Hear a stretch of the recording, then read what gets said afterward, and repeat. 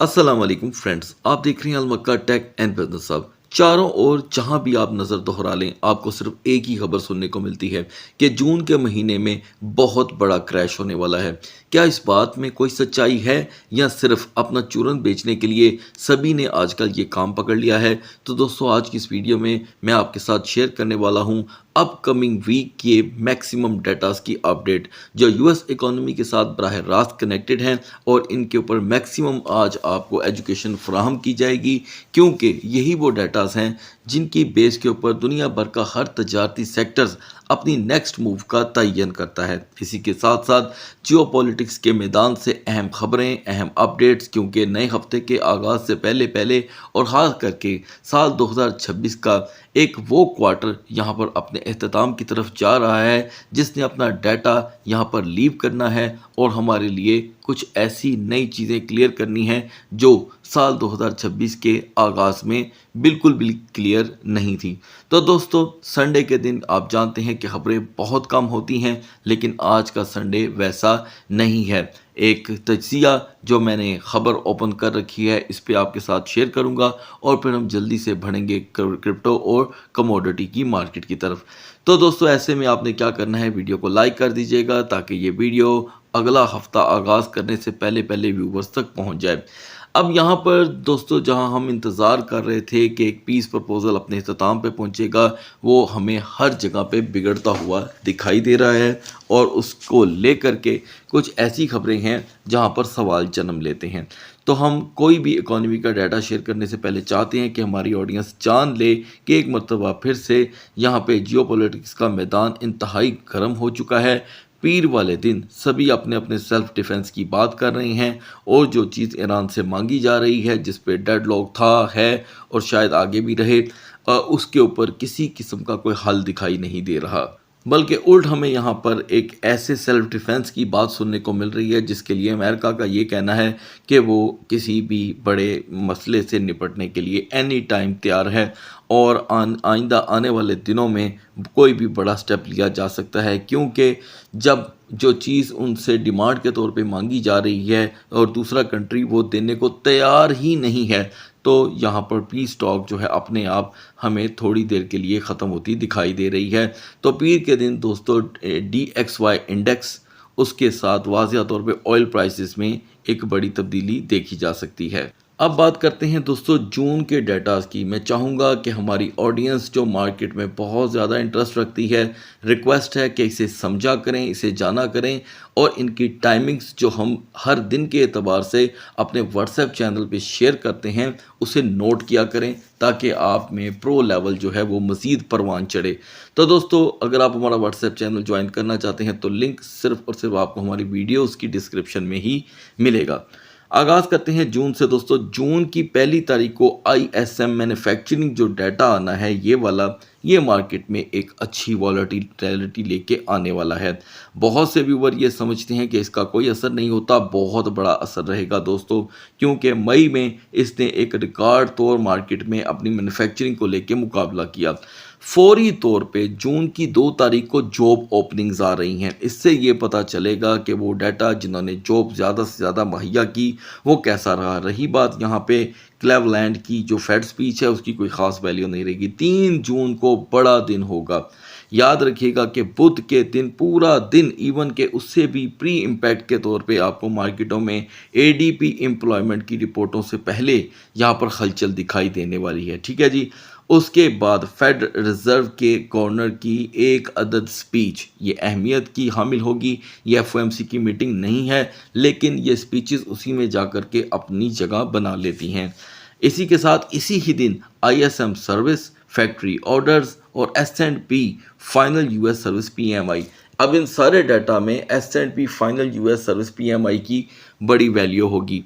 याद रखिएगा कि शायद इस वक्त सोशल मीडिया की तारीख में कोई ऐसा शख्स हो, कोई ऐसा चैनल हो जो आपको इतनी गहराई से एक एक चीज़ बता रहा हो। ठीक है, आपने ये डाटा खुद से तो ज़रूर देखे होंगे, शायद आपकी नज़र से भी गुजरे हों, लेकिन आपने कभी स्टडी नहीं किए होंगे, क्योंकि इन्हीं के ऊपर असल में मेन ट्रेडर्स जो हैं वो वर्क करते हैं। इनिशियल जॉबलेस क्लेम दोस्तों, ये जुमेरात के दिन होगा। US प्रोडक्टिविटी और रिचमॉन्ड फेड प्रेसिडेंट की यहाँ पर स्पीच, इनमें इनिशियल जॉबलेस क्लेम और यूएस प्रोडक्टिविटी थर्सडे की बड़ी ही अहम है। जुमे की तरफ आ जाते हैं। जुमे को दोस्तों चार data, US employment report, US unemployment report, US hourly wages year over year, ये चारों डाटा आपको कभी प्लस और कभी माइनस की तरफ लेके जाएंगे। और इवन के हफ्ते का दिन भी खामोशी से नहीं गुजरने वाला, क्योंकि फेड रिजर्व गवर्नर माइकल बार की स्पीच होगी और ये टाइमिंग होगी तकरीबन 5 से 5:30 के दरमियान। अगर कोई इसमें तब्दीली आती है तो हम फ़ौरन आपके साथ शेयर करेंगे। तो दोस्तों, अब आगे बढ़ने से पहले मैं आपको बता दूं कि व्यूवर्स का ये कहना क्वेश्चन के तौर पे कमेंट सेक्शन में कि क्या बीटीसी जून के महीने में पूरी तरह क्रैश कर जाएगा, क्या गोल्ड के प्राइस $4,000 औंस की सपोर्ट को तोड़ देंगे। देखें गाइस, मैंने हमेशा एक मेच्योर रवैया इख्तियार किया है, क्योंकि यही हमने भी मार्केटों से या इकोनॉमी की स्टडी के दरमियान एज आ स्टूडेंट हमने सीखा है।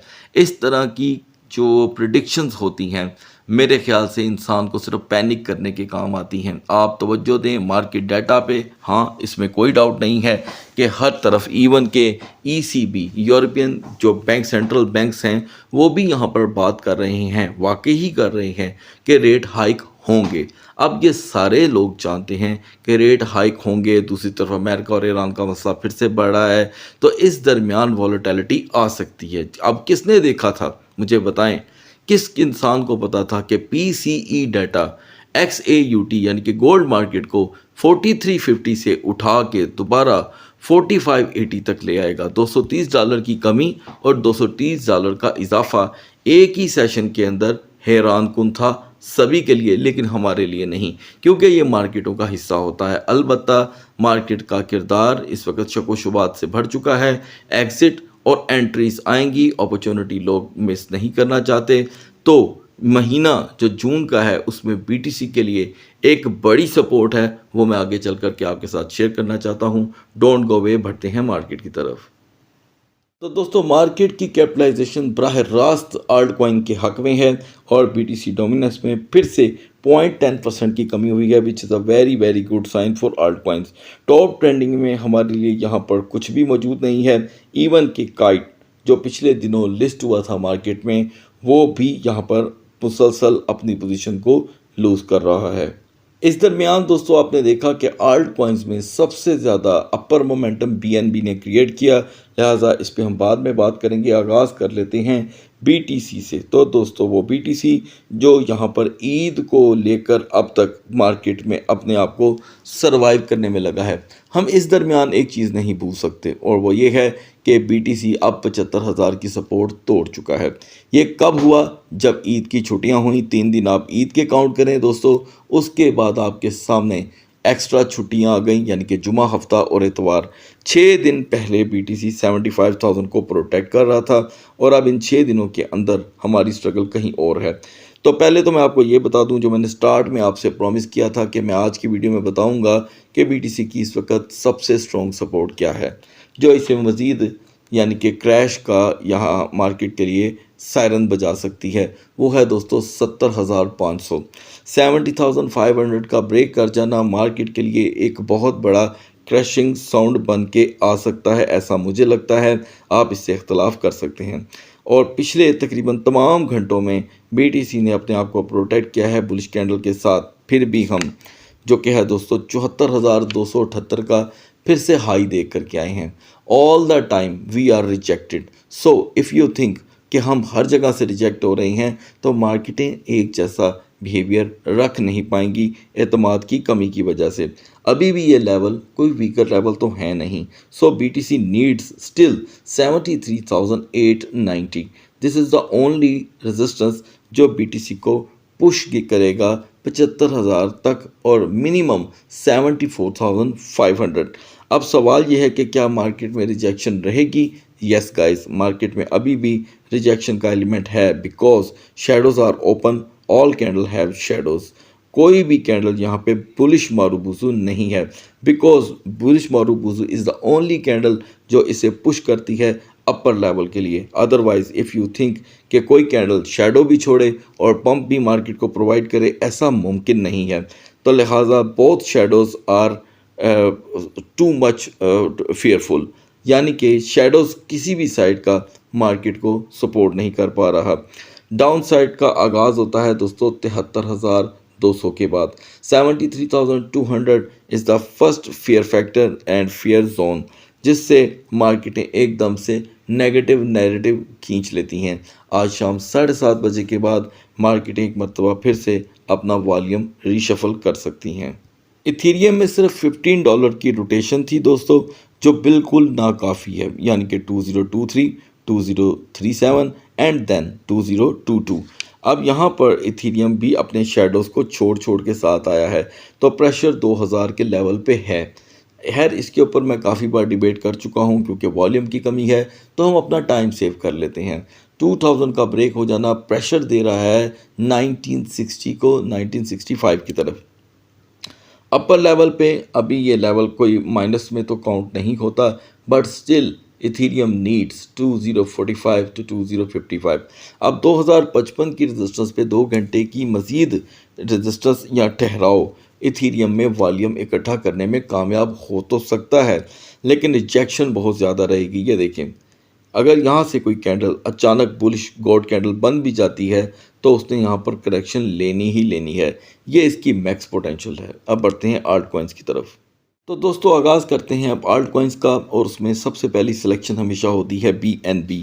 BNB ने यहाँ पर अपनी सपोर्ट को प्रोटेक्ट किया दोस्तों, वो थी 705 से 700, और 709 और 710 से अपने दिन का आगाज़ करने के बाद BNB ने यहाँ पर एक नया रेजिस्टेंस सेट किया है 745 का with the help of rejection. And now for now हम 718 का लो देख कर आए हैं। यहाँ पर BNB के लिए एक सपोर्ट बनी है जो इसे हैरान कुन सपोर्ट से निकाल कर परेशान कुन हालत में डाल सकती है। ये देखें, इस शेडो के अकॉर्डिंग अगर हम 720 को ब्रेक कर जाते हैं और जस्ट 30 मिनट तक हमें वॉल्यूम देखने को नहीं मिलता, तो BNB का प्रेशर तेज़ी से 711 से 12 की तरफ आएगा। ये एक नॉर्मल डाउनफॉल होगा। अपर लेवल के लिए BNB को यहाँ पर स्ट्रगल चाहिए अब 725 728 की। XRP दोस्तों 1.35 पे अपनी रेजिस्टेंस बनाने में हुआ नाकाम। हालांकि उसने 1.35 को अचीव तो कर लिया था, लेकिन आप बहुत अच्छे से जानते हैं कि हमारा बिलीव इस बात पे होता है कि कोई भी रेजिस्टेंस अगर आए तो वो कम से कम वहाँ पर स्टे करके अपना लोहा मनवाए। ऐसा नहीं हुआ, बेरिश मोमेंटम ऑन है। 1.33 पे हम पहले से खड़े हैं। Over stay on this level हमें 1.31 पे धकेल सकता है। Max resistance 1.35। सोलाना यहाँ पे दोस्तों बहुत ही बुरी तरह नाकाम है। ठीक है, अगर हम सोलाना पे नज़र दोहराएं तो सोलाना 82.70 से आगे जा नहीं पा रहा। शेडोज़ के मुताबिक अभी भी तवज्जो लोगों की 80.50 पे है। लिहाजा स्ट्रगलिंग एरिया में 2 अदद कैंडल बनी हैं, दोनों ट्विज़र टॉप हैं, यानी कि जितना पम्प उतना डम। और अब तो सोलाना अपनी सेफ जोन के नज़दीक भी नहीं जा रहा, यानी कि 84.50। ऐसी ही हालत रहती है तो सोलाना दोस्तों मज़ीद यहाँ पर गिर सकता है। XMR अपना करंट हाई लगाने के बाद कहीं पे सपोर्ट बनाने में कामयाब नहीं हो सका। आपको यहाँ पर एक टॉप फ्लैग देखने को मिल रहा है और यहाँ पर कोई सपोर्ट नहीं है। उम्मीद है कि 370 से 72 पे यहाँ इसे सपोर्ट मिल जाएगी। मान लें ये उम्मीद टूटती है, अगले सिर्फ 1 घंटे में सपोर्ट नहीं मिलती, तो XMR तेज़ी से 362 से 363 की तरफ अपना रुख करेगा। इन इंतहाई कम वॉल्यूम वाले दिनों में भी सुई ने आज सुबह दोस्तों अपनी वो रेजिस्टेंस कम अज़ कम प्रोवाइड कर दी, जिसकी हम यहाँ पर बार बार आपके साथ तरकीब दे रहे थे, और हम पॉइंट 9252 से रिजेक्ट हुए हैं। अब पॉइंट 9252 से रिजेक्ट होने के बाद यहाँ पर सुई ने जो दोस्तों डाउन साइड पकड़ी है वो 8990 की है। अभी भी सुई के अंदर दोस्तों एतमाद की इंतहाई कमी है। सपोज़ अगर हम पॉइंट 9050 से लेके पॉइंट 1980 पे अपनी रेजिस्टेंस नहीं बना पाते तो सुई का जो वॉल्यूम है वो इसे मज़ीद पॉइंट 8950 की तरफ खींच लेगा। टाओ मिडनाइट से लेके अब तक 253 को प्रोटेक्ट करने की तरफ लगा है। हालांकि इस बीच टाओ ने आल्ट कॉइन की निस्बत अदर आल्ट कॉइन की निस्बत बेटर परफॉर्म किया। हम 260 से रिजेक्ट हुए हैं और इसके बिल्कुल साथ एक बड़ी बेरिश कैंडल है। अब ये जो 260 से रिजेक्ट होना है ये इसके लिए बार बार हर्डल बन रहा है, क्योंकि नए हफ्ते के आगाज़ में मार्केटों ने एक बड़ी करेक्शन लेनी है। CME गैप का दिन है, तो मुझे ऐसा लगता है कि अगर अब की बार 255 का लेवल ब्रेक हुआ तो प्रेशर 250 को भी शायद तोड़ डाले। अब आगाज़ करते हैं दोस्तों पब्लिक डिमांड कॉइन्स एनालिसिस का, यानी कि हमारी जो ऑडियंस है जिन टोकन का जिक्र करती है हम उसके एनालिसिस कर डालते हैं। तो यहाँ पे दोस्तों यूनिस्वैप 3.50 से गिरने के बाद पिछले 7 दिनों से वॉल्यूम जनरेट करने से कासिर है। यहाँ पर ये सेवरल टाइम 2.95 से बाउंस लेकर के आया है। अभी भी इसके लिए 3.00 को ब्रेक करना कोई बड़ी बात नहीं है। जब भी इसकी मार्केट 30 मिनट 3.00 पे स्टे कर रही है, ब्रेक कर जाती है। स्ट्रॉन्ग रेजिस्टेंस यूनिस्वैप के लिए 3.12 से लेकर 3.18 के बाद ही देखने को मिलेगी, अदरवाइज हम अंडर द 3.10 ही देखते रहेंगे इसकी परफॉर्मेंस को। अब बारी है दोस्तों XAUT की, जिसे मैं 2 सेशन से यहाँ पर डिस्कस नहीं कर रहा था। तो दोस्तों आपने देखा कि जो एनालिसिस हमने क्लोज किए थे कहानी वहीं से शुरू होती है। XAUT ने 4505 पे स्टे किया, काफ़ी ज़्यादा किया और हाई रहा 4524 का। मैं चाहूँगा कि हमारी ऑडियंस इसका रिप्लाई ज़रूर करे। एक बुलिश फ्लैग के बाद सपोर्ट अभी भी वही है। अभी भी मैं बिलीव करता हूँ कि 4505 ही इसकी सपोर्ट है, जिसको यहाँ पर दोबारा अगर एनर्जी मिलती है, यानी कि मार्केट 4515 से 4518 पे अपना वर्क कर लेती है, तो हम फिर से 4528 की तरफ बढ़ेंगे। ऑडियंस डिमांड का लास्ट टोकन रेंडर जो 2.40 का बड़ा हाई लगाकर अब सरवाइव नहीं कर पा रहा, तो दोस्तों याद रखिएगा कि रेंडर में बेएतबारी की हद हो चुकी है। अगर अब अभी हमें भी 2.15 से 2.18 की रेजिस्टेंस ना मिल पाई तो रेंडर तेज़ी से 2.2 की तरफ लपकेगा। सो गाइस अगली वीडियो तक अल्लाह हाफिज़।